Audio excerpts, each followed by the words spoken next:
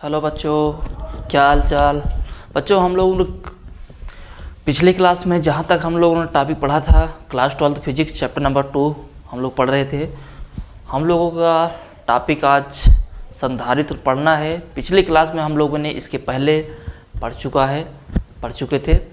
तो चलिए, आज हम टॉपिक, बहुत प्यारा सा टॉपिक, बहुत अच्छा टॉपिक है जो हमारा संधारित्र है। और ये बोर्ड एग्ज़ाम के साथ साथ कॉम्पिटिटिव एग्ज़ाम में यहाँ से क्वेश्चन आते हैं। बोर्ड एग्जाम में 100% आपको यहाँ ना कुछ तो मिलेगा। ठीक, तो बच्चों आइए हम लोग समझते हैं संधारित्र क्या है। इसको हम लोग समझ लेते हैं। संधारित्र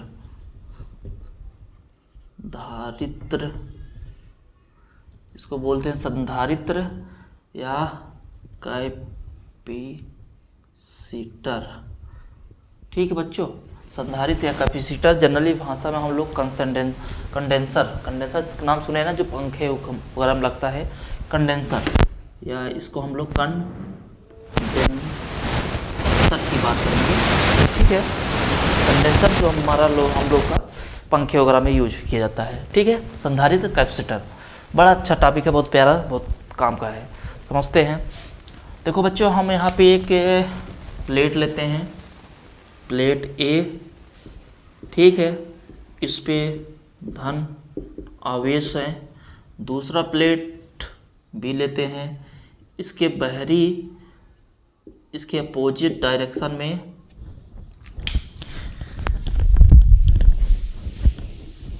प्लेट ए, और दूसरा प्लेट हमारा बच्चों क्या है, बी। प्लेट ए को हम लोग कोई पॉजिटिव, कोई धनात्मक आवेश दे रहे हैं। ठीक है, कोई धनात्मक आवेश किसी स्रोत द्वारा से दे रहे हैं।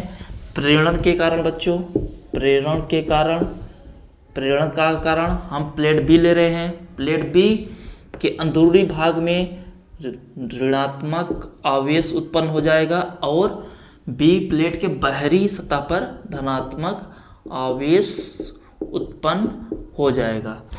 ठीक है, हमने प्लेट ए लिया, एक प्लेट हमने ए लिया, उसको हम किसी स्रोत के द्वारा उस पर हम धनात्मक आवेश दिए। और हमने दूसरा प्लेट बी लिया, जिसमें प्रेरण के कारण इसके प्लेट बी के अंदरूनी वाले भाग में ऋणात्मक आवेश उत्पन्न हो जाएगा और प्लेट बी के बाहरी परत में धनात्मक आवेश उत्पन्न हो जाएगा। इसी फिगर को हम थोड़ा सा आगे बढ़ाते हैं बच्चों, तो समझते हैं। प्लेट ए, इस पर कोई चार्ज आ रहा है क्यू, इस पर धनात्मक धनात्मक धनात्मक धनात्मक धनात्मक। और प्लेट दूसरा कौन सा है बच्चों, बी है, इस पर minus minus minus minus minus. ठीक है, ये प्लेट हमारा क्या है, बी है। इसको हम प्लेट बी लेते हैं, इस पे minus minus minus minus minus, किसके कारण, प्रेरण के द्वारा। ठीक है, अब इसी प्लेट को हम क्या कर रहे हैं, पृथ्वी से जोड़ दे रहे हैं। किससे जोड़ दे रहे हैं बच्चों, पृथ्वी से जोड़ दे रहे हैं। तो पृथ्वी पे हमेशा विभव क्या होता है बच्चों, शून्य होता है। क्या होता है, हमेशा शून्य होता है। ठीक है, समझ में आ रहा है। प्लेट ए को हमने धनात्मक आवेश दिया, तो प्रेरण के कारण प्लेट बी पर प्लस माइनस उत्पन्न हो गया। अब इसी को फिगर को हम आगे बढ़ाते हैं। जैसे ही हम प्लेट ए को धनात्मक देते हैं और प्लेट बी को हम क्या करते हैं, पृथ्वी से जोड़ देते हैं, तो पृथ्वी का विभव सदैव हमेशा शून्य होता है बच्चों। तो इसके प्लेट बी के जो बाहरी परत का जो आवेश है वो पृथ्वी में जाकर क्या हो जाएगा, हमेशा शून्य हो जाएगा। क्या हो जाएगा बच्चों, शून्य हो जाएगा।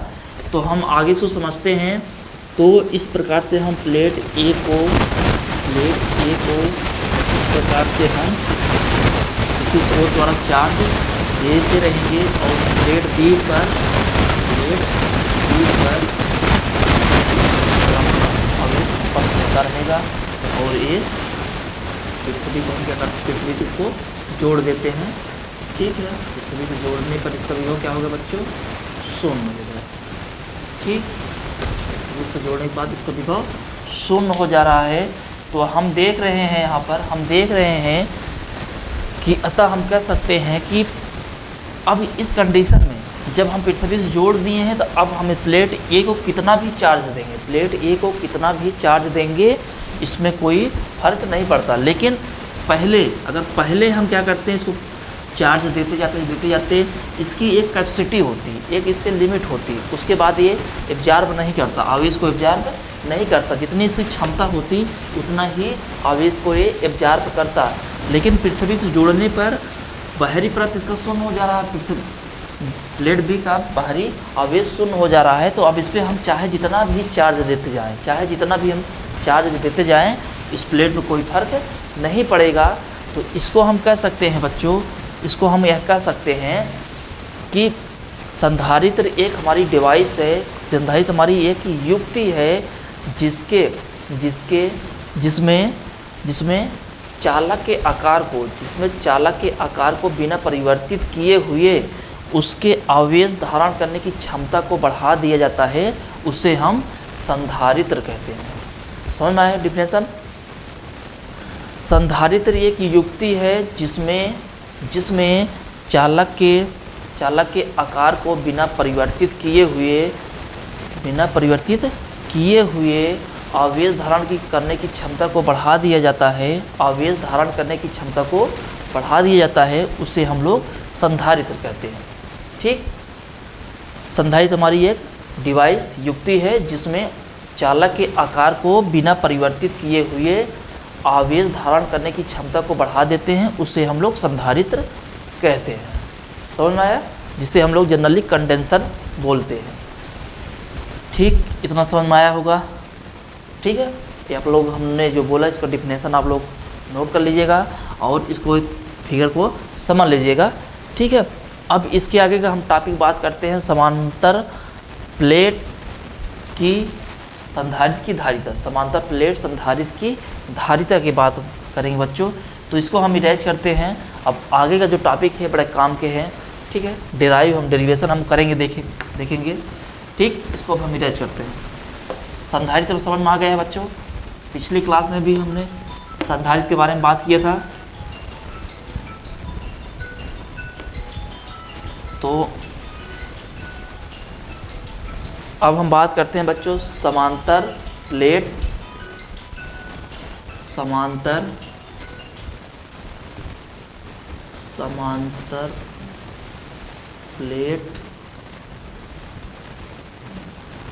की संधारित्र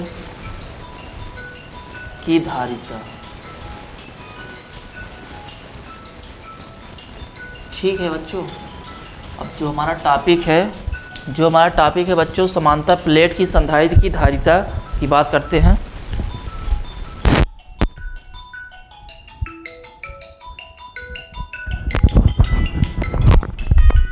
हाँ सर जी,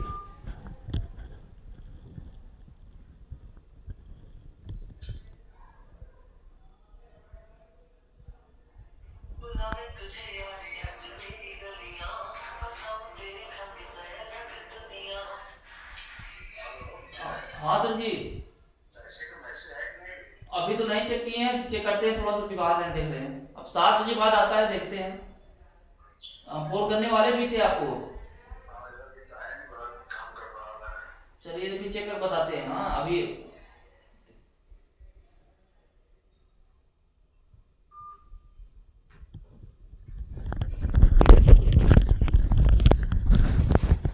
बच्चों समझते हैं समांतर प्लेट की संधारित्र की धारिता। ठीक है, जो हमारा टॉपिक है समांतर प्लेट की संधारित्र की धारिता। तो आइए इसको हम समझते हैं पहले फिगर द्वारा, ग्राफ द्वारा फिगर समझ लेते हैं बच्चों। पहले हम क्या लेते हैं, इस प्रकार से हम कोई दो प्लेट लेंगे। ठीक है, प्लेट ए, इस पे पॉजिटिव, इस पे पॉजिटिव, इस पे पॉजिटिव, इस पे पॉजिटिव, इस प्लेट की घनत्व तो हम मान लेते हैं पॉजिटिव सिग्मा। दूसरी प्लेट क्या लेते हैं बच्चों, बी लेते हैं, 2 3 4 5 माइनस सिग्मा। ठीक है, इनके बीच की जो दूरी है बच्चों उसको हम लोग क्या मान लेते हैं, डी, इसको हम डी मान लेते हैं। और इनके बीच का विभवांतर हम लोग वी मान लेते हैं। ठीक। और इसमें वैद्युत क्षेत्र जो है इसको E मान लेते हैं। ठीक है बच्चों, प्लेट A और प्लेट B। ठीक है, को समझिएगा। प्लेट A पर घनत्व, आवेश घनत्व तो सिग्मा है और प्लेट B पर माइनस सिग्मा। प्लेट A और B के बीच की दूरी स्मॉल d, इनके बीच आवेश वैद्युत क्षेत्र E और दोनों प्लेटों के बीच का विभवांतर V है। ठीक है, तो अब इसकी हम गणना करते हैं बच्चों। गणना हम करते हैं, यहाँ से गणना हम देखते हैं। गणना में क्या देखते हैं बच्चों, यदि आवेश पृष्ठ घनत्व सिग्मा है तो प्लेटों के बीच वैद्युत क्षेत्र। ठीक है, यहाँ पे लिखेंगे बच्चों, यदि आवेश पृष्ठ सिग्मा है तो प्लेटों के बीच वैद्युत क्षेत्र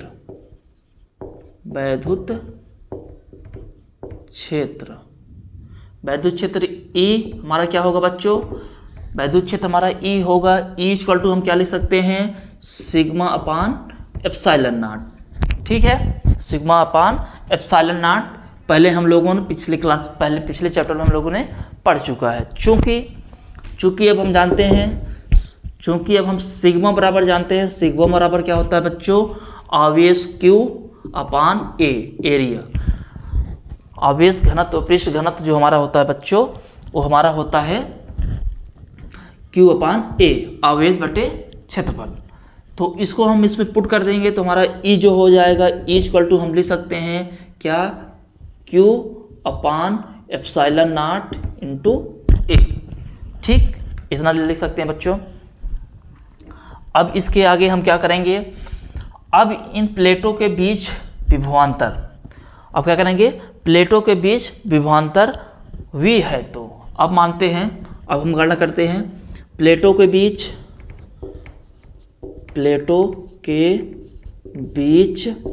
विभवांतर V है। तो प्लेटों के बीच विभवांतर V है तो क्या करेंगे, V इक्वल टू हम लिख सकते हैं बच्चों, V इक्वल टू क्या लिखेंगे, V इक्वल टू E, वैद्युत क्षेत्र E इंटू प्लेटों के बीच की दूरी D। ठीक है, अब हम इसको लिख सकते हैं V equal to E into D। ठीक है, यदि आवेश पृष्ठ घनत्व सिग्मा है तो प्लेटों के बीच वैद्युत क्षेत्र हमने देखा। ठीक है, E equal to Q upon epsilon naught. अब हम देखते हैं प्लेटों के बीच विभवांतर V है तो विभवांतर बराबर होगा V equal to E into D लिखेंगे। तो अब इसको हम लोग लिखेंगे, अब E की वैल्यू इसमें पुट करेंगे तो इसको लिख सकते हैं Q upon epsilon not A into D। ठीक, इतना लिख सकते हैं। ठीक है, अब हम धारिता की परिभाषा से, अब हम क्या लिखेंगे बच्चों, धारिता की परिभाषा से, धारिता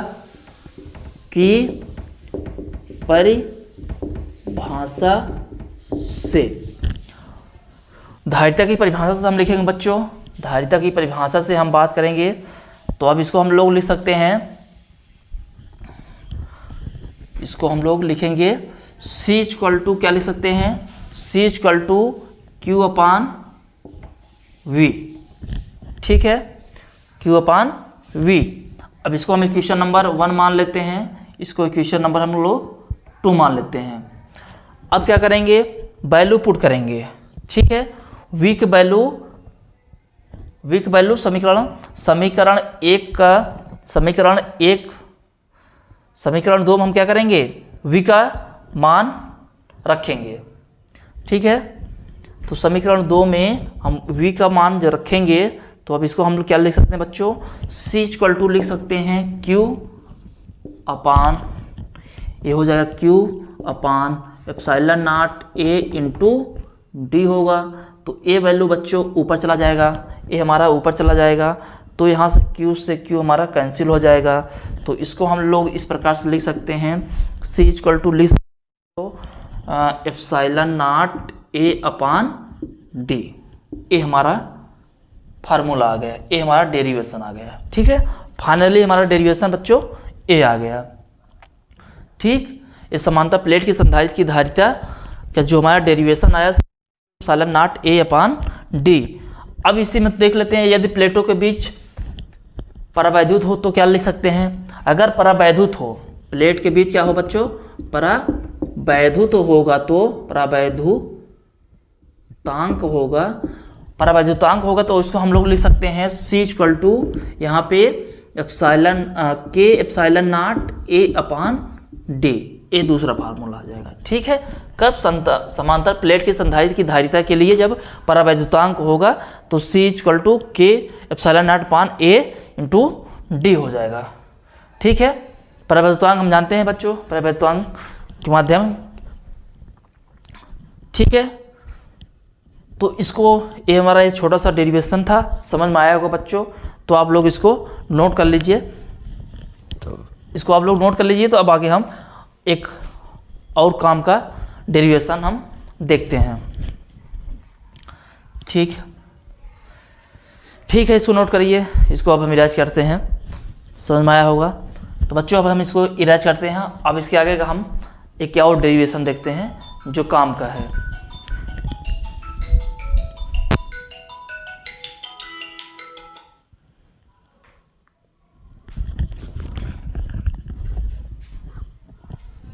ठीक है, इसको अब हम इरेज करते हैं बच्चों।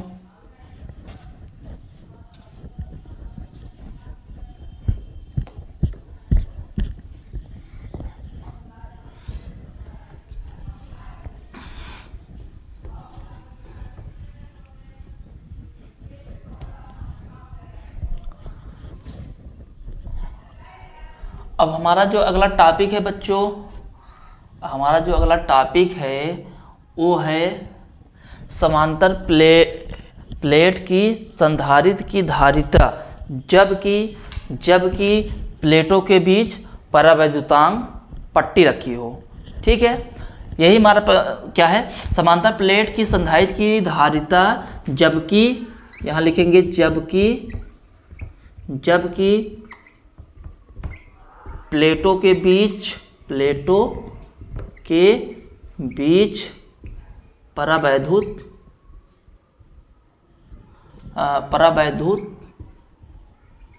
परावैद्युत पट्टी स्थित हो। ठीक है बच्चों, हमारा जो अब हेडिंग है समांतर प्लेट की संधारित्र की धारिता जबकि प्लेटों के बीच परावैद्युत पट्टी स्थित है, ये हमारा टॉपिक है।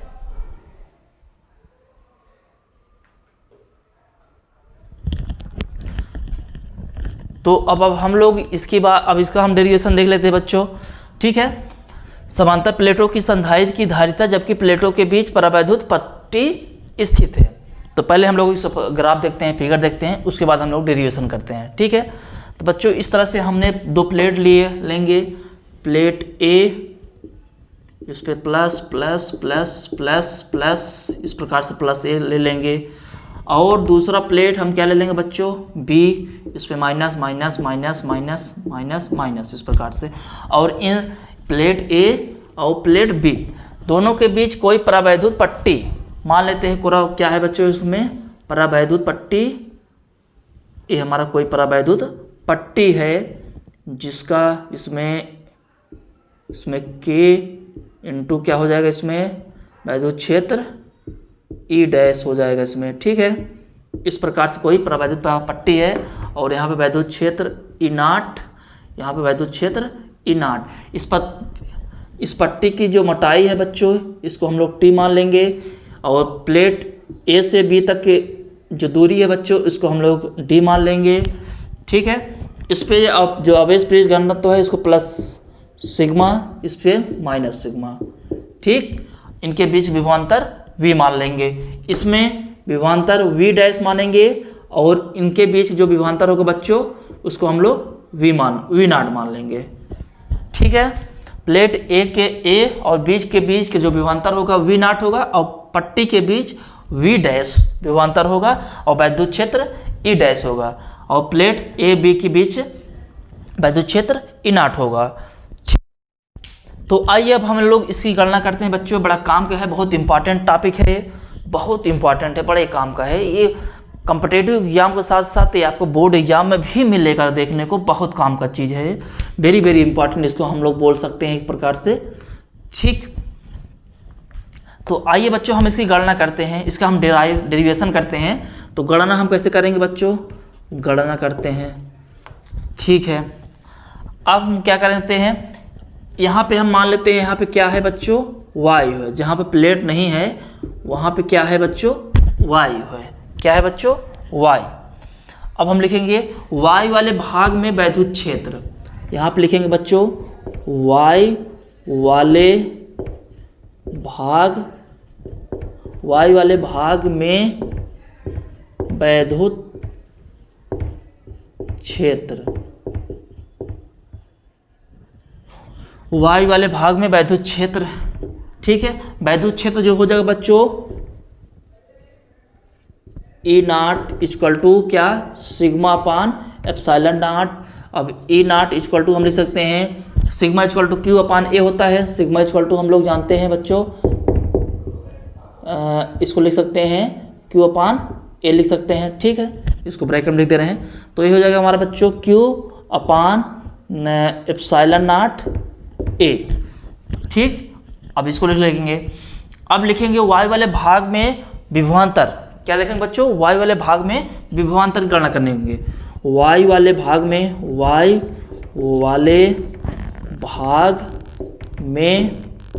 विभवांतर, वायु वाले भाग में विभवांतर की बात करेंगे बच्चों, तो यहाँ हम लिख सकते हैं इसको वी नॉट इक्वल टू क्या लिखेंगे बच्चों, ई नॉट एंड गुणे हो जाएगा हमारा टोटल दूरी बच्चों कितना है डी, और पट्टी की दूरी कितना है बच्चों टी, तो ये हो जाएगा डी माइनस टी। तो यहाँ पे वी नॉट लिखेंगे बच्चों, इसकी वैल्यू पुट करेंगे Q upon epsilon not a into D minus T. ठीक, ठीक है बच्चों, यहाँ तक बात समझ में आई, यहाँ तक बात समझ में आई। वायु वाले भाग में हमने विभवांतर इसको कैलकुलेट कर लिया, जो विभवांतर होगा वैद्युत क्षेत्र गुणे उनके बीच की दूरी होगी। ठीक है, अब हम बात करते हैं पट्टी वाला जो भाग है उसमें हम वैद्युत क्षेत्र की गणना करेंगे।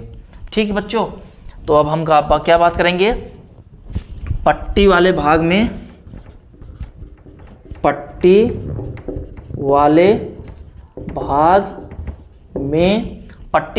हम क्या देखेंगे बच्चों, पट्टी वाले भाग में वैद्युत क्षेत्र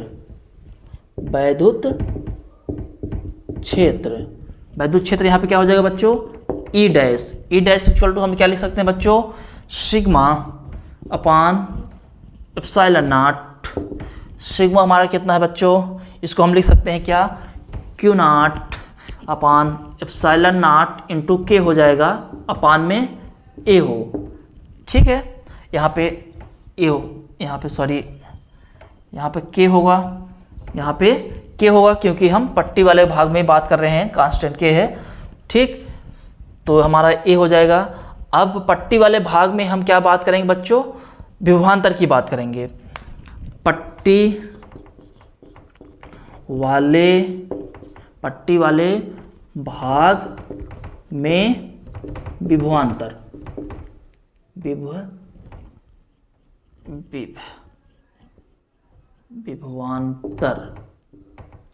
ठीक है, यहाँ पे लिखेंगे बच्चों विभवांतर। ठीक है, पट्टी वाले भाग में विभवांतर की हम बात करेंगे बच्चों। ठीक है, पट्टी वाले भाग में विभवांतर की बात करेंगे, तो अब इसको हम लिख सकते हैं क्या, वी डैश इक्वल टू यहाँ पे ई डैश इंटू, अब पट्टी वाले भाग में जो दूरी है बच्चों उसको हम लिखेंगे टी, ओनली टी। ठीक, तो इसको हम लिखेंगे v डैश इक्वल टू कितना q upon epsilon not k into a into T, इतना लिखेंगे। ठीक है, यहाँ तक समझ में आया। अब आप बात करते हैं, अब कुल विभव की बात करेंगे। अब हम क्या देखेंगे बच्चों, इस फिगर से कुल विभव की बात करेंगे हम। अब इसलिए कुल विभव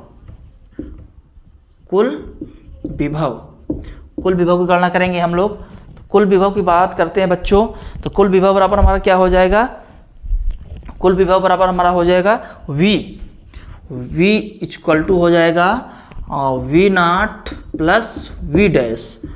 इसको हम लिख सकते हैं इस प्रकार से, v नॉट की वैल्यू कितना है बच्चों, q upon epsilon not a d minus t plus v dash कितनी बच्चों, q upon epsilon not k into a into T. ठीक है, इतनी ही बच्चों। ठीक है, अब इसमें हम देखते हैं कॉमन क्या है। जो कॉमन है उसको हम बाहर ले लेंगे।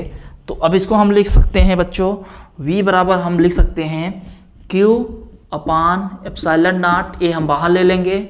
ठीक है बच्चों, इसको हम लोग बाहर ले लेंगे तो हमारा आएगा क्या बच्चों, यहाँ पे हमारा बचेगा क्या, यहाँ पे हमारा बचेगा बच्चों d minus t plus t upon के। यही हमारा फिगर, यही बच रहा है बच्चों। हाँ ठीक है, तो यही हमारा ये बच रहा है। तो यही हमारा ये क्या है, फाइनली डेरिवेशन। यही फाइनली हमारा क्या होगा फाइनली अब हम क्या करेंगे, धारिता की परिभाषा से। ठीक है, अब आगे हम देखते हैं धारिता की परिभाषा से। अब हम क्या देखेंगे बच्चों, धारिता की परिभाषा से, धारिता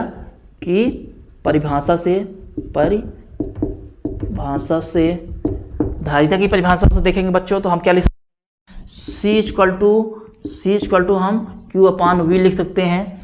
ठीक है, C इक्वल टू हम Q अपान V लिख सकते हैं। तो इसमें अब समीकरण इक्वेशन नंबर इसको हम मान लेते हैं 1 मान लेते हैं। इक्वेशन नंबर 1 में हम क्या करेंगे, V की वैल्यू पुट कर देंगे। ठीक, तो V की वैल्यू पुट करेंगे। तो जैसे हम वैल्यू पुट करते हैं बच्चों यहाँ पे, तो हम क्या देखेंगे, यहाँ पे C इक्वल टू हो जाएगा Q रहेगा, ये हो जाएगा अपना Q upon epsilon not A। ठीक, और इंटू में क्या हो जाएगा बच्चों, D minus t plus t upon के, ये होगा। तो A वैल्यू हमारी ऊपर चली जाएगी। ठीक है, अपान में है, और Q से Q हमारा कैंसिल हो जाएगा, Q से Q हमारा कैंसिल हो जाएगा।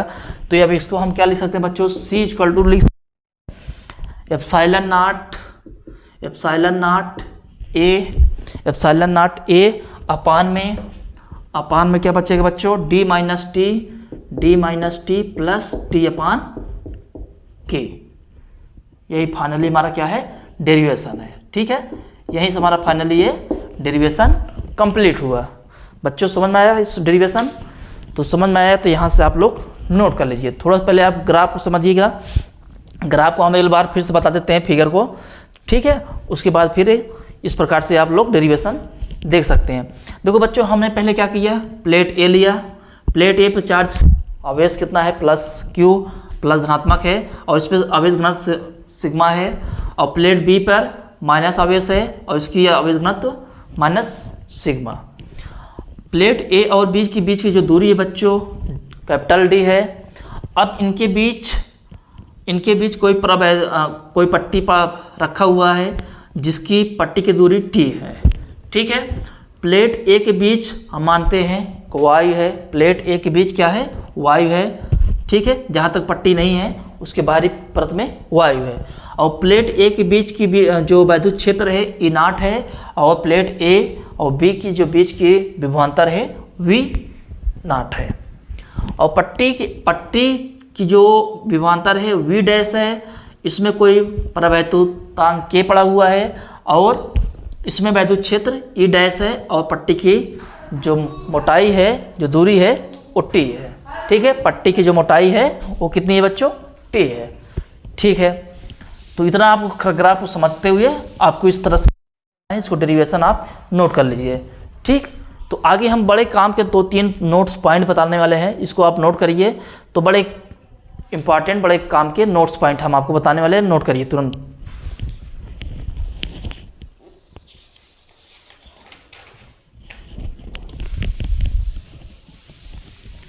तो बच्चों इसको आप लोग नोट करें। अब इसको हम इरेज करते हैं। ठीक है, इसको हम इरेज करते हैं, आप इसको लोग नोट करिए। ठीक है, इरेज करके हटाते हैं अब इसको। अब यहाँ पे हम लोग 2-3 नोट्स पॉइंट देखेंगे, बड़े काम के हैं, बड़े काम के नोट्स पॉइंट हैं। ये फार्मूला बहुत इंपॉर्टेंट था, बोर्ड एग्जाम से लेकर कॉम्पिटिटिव एग्जाम में आना ही आना है बच्चों, इसको ध्यान से पढ़िएगा, बहुत इंपॉर्टेंट टॉपिक है।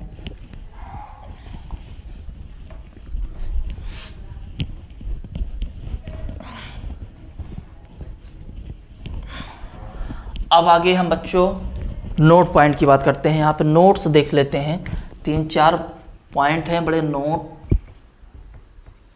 नोट्स। ठीक है, नोट है, बहुत काम का है। पहला नोट हम देख लेते हैं बच्चों, पहला नोट हम देख लेते हैं।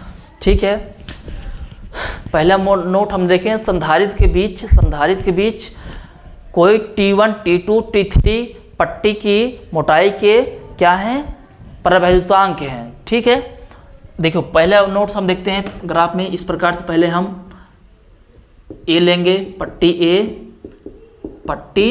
ए लेंगे, और इस प्रकार से पट्टी बी लेते हैं।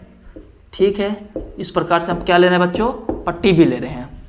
ठीक है, अब प्लेट ए और बी के बीच हम कोई पट्टी, पहला पट्टी क्या है बच्चों, पहला पट्टी जिसकी मोटाई क्या है बच्चों, T1 है, जिसकी मोटाई T1 है, और इसमें परावैद्युतांक K1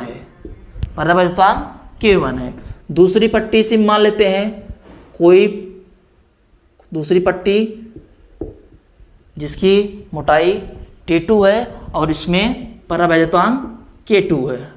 तीसरी पट्टी इसी प्रकार से हम मान लेते हैं जिसकी मोटाई क्या है बच्चों, T3 है और परावैद्युतांक K3 है। इस प्रकार से कोई 3 पट्टियाँ हैं। ठीक है, कोई 3 पट्टियाँ हैं। ठीक है, प्लेट ए और बी के बीच T1, T2,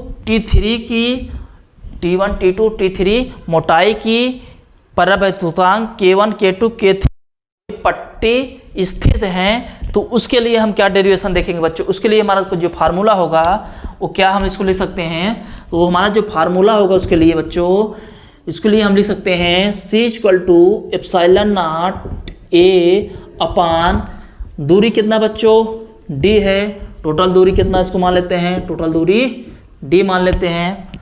ठीक है, D माइनस कितना बच्चों, T1 + T2 + T3 plus T1 अपान परावैद्युतांक कितना बच्चों, K1 + T2 अपान K2 + T3 अपान K3, ये हमारा फार्मूला आ जाएगा। ठीक है बच्चों, ये हमारा पहला नोट्स पॉइंट हो गया। कब होगा, जब प्लेट ए और बी के बीच T1, T2, T3 मोटाई की कोई 3 पट्टियां हैं जिनके परावैद्युतांक K1, K2, K3। ठीक है, तो इसका फार्मूला आपका आ जाएगा C = ε0A/, D - T1, T2, T3 plus T1 अपान K1, T2, K2, T3 अपान K3। बहुत इंपॉर्टेंट, बहुत काम का, बहुत इंपॉर्टेंट फार्मूला। ठीक बच्चों, इसी प्रकार से हम दूसरा फार्मूला देख लेते हैं बच्चों। इसी प्रकार से हम लोग दूसरा पॉइंट देख लेते हैं। दूसरा पॉइंट क्या देखते हैं बच्चों, दूसरा पॉइंट देखते हैं, कोई 3 पट्टियां हैं जो संपूर्ण रूप से खाली हैं। ठीक है, संपूर्ण रूप से क्या है बच्चों, खाली हैं। कोई हम 3 पट्टी लेते हैं, T1, T2, T3 मोटाई की तथा K1, K2, K3 की कोई 3 पट्टियां, संपूर्ण रूप से 3 पट्टियां स्थित हैं। ठीक है, संपूर्ण रूप से क्या है बच्चों, पट्टियाँ स्थित हैं। तो उनके बीच हम क्या कर देखते हैं, उनके बीच हम फार्मूला देखते हैं। पहले हम देख लेते हैं T1, ये कोई पट्टी है बच्चों जिसकी मोटाई T1 K1। दूसरी पट्टी कितना बच्चों, T2 K2।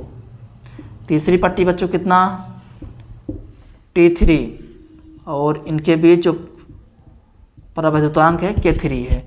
ये क्या है, संपूर्ण रूप से खाली है। ठीक है, दूसरा नोट पॉइंट देखते हैं। इस प्रकार से हम इसको देख सकते हैं। ये संपूर्ण रूप से क्या है बच्चों, खाली है। इसमें प्लेटें A और B नहीं है। ठीक है, इनके बीच में प्लेट A और B नहीं है। ये संपूर्ण रूप से क्या है, खाली है। इस प्रकार से इसको हम पृथ्वी में जोड़ देते हैं। ठीक, तो इसके लिए अब हम फार्मूला देखते हैं बच्चों। इसके लिए हमारा जो फार्मूला आएगा वो हमारा हो जाएगा C=ε0/A। ठीक है, C=ε0/A। अब यहाँ पे इनके बीच कोई पट्टी नहीं है तो D क्या हो जाएगा बच्चों, D बराबर हम लिख सकते हैं यहाँ पे। तो रुकिए, पहले हम यहाँ पे लिख लेंगे। यहाँ पे हम D बराबर लिख सकते हैं पहले बच्चों कितना, T1 + T2 + T3। क्योंकि इनके बीच कुछ नहीं है इसलिए हम क्या करेंगे, D बराबर T1 T2 + T3। तो यहाँ पे C जो हमारा आ जाएगा बच्चों, ये हो जाएगा ε0A/, क्या, D बराबर लिख सकते हैं T1 + T2 + T3। ठीक है, ठीक है बच्चों, माइनस यहाँ पे बच्चों थोड़ा सा जगह शॉर्टेज हो रहा था, इधर से लिख लेते हैं। पॉइंट नंबर दूसरा, C= क्या हो जाएगा, ε0/A में D बराबर क्या लिख सकते हैं बच्चों, T1 + T2 + T3 माइनस लिखेंगे T1 + T2 + T3। इसको इस प्रकार से ब्रैकेट बना लेंगे, बीच में माइनस, और इसको हम लोग क्या लिख सकते हैं बच्चों, अब अलग से लिख सकते हैं कोष्टक में प्लस करके T1/K1 T2/K2 + T3/K3। ये प्लस माइनस कैंसिल हो जाएगा। तो हमारा जो फार्मूला आ जाएगा बच्चों, ε0/A/T1/K1 + T2/K2 + T3/K3। ये फार्मूला आ जाएगा बच्चों। ठीक है, ये बहुत इंपॉर्टेंट है। जो दो नोट्स पॉइंट थे बड़े काम के थे, ये दो नोट्स पॉइंट आप देखिएगा, इसको थोड़ा सा आप नोट कर लीजिए। जगह हमारे पास शॉर्टेज है तो हम एक नोट्स पॉइंट और बताते हैं, वो भी बहुत काम का ही है। तो पहले दोनों नोट्स पॉइंट्स आप फार्मूलों पे याद रखना है। ठीक है, किस प्रकार से ये फार्मूले पे ही है, और ये कम्पिटेटिव एग्जाम के लिए बहुत काम का है, IIT नीट वगैरह के लिए बहुत बेस्ट है। इसको आप नोट करिए बच्चों।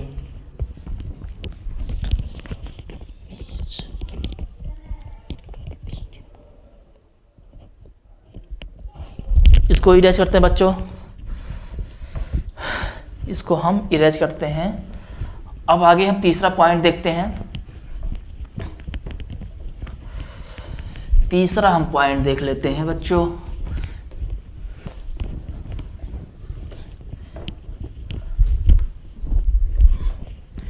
ठीक है, अब हम तीसरी पॉइंट की बात कर लेते हैं, नोट नंबर 3 की। नोट नंबर 3 की बात कर लेते हैं। यदि प्लेटों के बीच T मोटाई की कोई पट्टी रखी है, ठीक है, धातु की कोई पट्टी रखी है, तो उसके लिए क्या करेंगे, T मोटाई की कोई धातु की पट्टी रखी हुई है। ठीक है, इस प्रकार से हम देख लेते हैं। T मोटाई की क्या है, धातु की पट्टी है। ये T मोटाई की कोई धातु की पट्टी रखी है बच्चों, क्या रखी है, धातु की पट्टी रखी है। ठीक है, इस प्रकार से देख लेते हैं।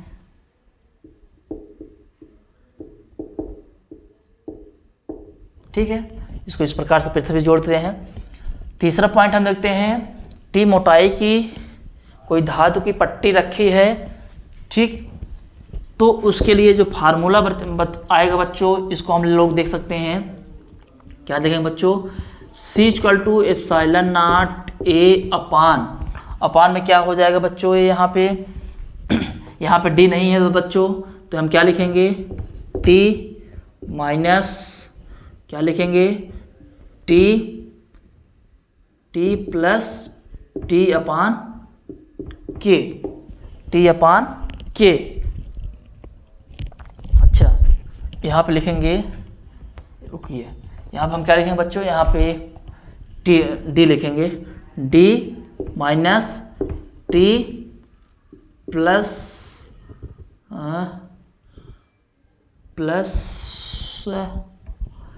टी अपान के लिखेंगे, क्योंकि हम धातु की बात कर रहे हैं बच्चों, धातु की बात करने वाले हैं। जो धातु है यहाँ पे धातु, हाँ धातु की बात करें, धातु के लिए के का जो मान होता है इनफाइनाइट होता है, तो इसकी बात हम करेंगे। इसको हम लिखेंगे, तो इसको हम लिख सकते हैं C = ε0 A upon D minus क्या लिखेंगे बच्चों, टी अब धातु के लिए जो वैल्यू होगी बच्चों इसको लिखेंगे टी अपान के, टी अपान इनफाइनाइट। जब इनफाइनाइट में डिवाइड हो जाएगी तो इसकी वैल्यू क्या हो जाएगी बच्चों, इसकी वैल्यू 0 हो जाएगी। तो इसको हम लिख सकते हैं C = ε0 A upon D minus t plus zero, या इसको लिख सकते हैं C = ε0 A upon D minus T. ठीक है, एक काम का फार्मूला, ठीक है, ये आपका फार्मूला फाइनली आ गए। तीसरा पॉइंट ये है, जो 3 नोट्स पॉइंट थे बड़े काम के थे आपके कम्पिटिटिव एग्जाम के लिए, इसको आप नोट कर लीजिए और इसको आप लोग पढ़िएगा। मिलते हैं अगले वीडियो में बच्चों, ठीक है। तो इसको आप लोग समझ में आया होगा आज की टॉपिक, ठीक है।